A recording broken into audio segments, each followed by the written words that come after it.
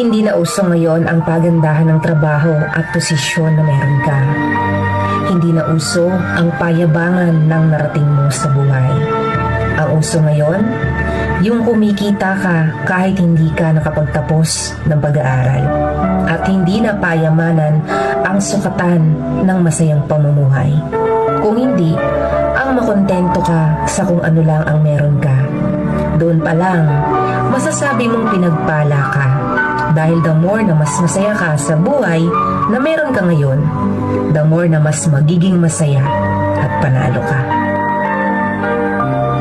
Hindi na uso ngayon ang pagandahan ng trabaho at posisyon na meron ka. Hindi na uso ang payabangan ng narating mo sa buhay. Ang uso ngayon, yung kumikita ka kahit hindi ka nakapagtapos ng pag-aaral.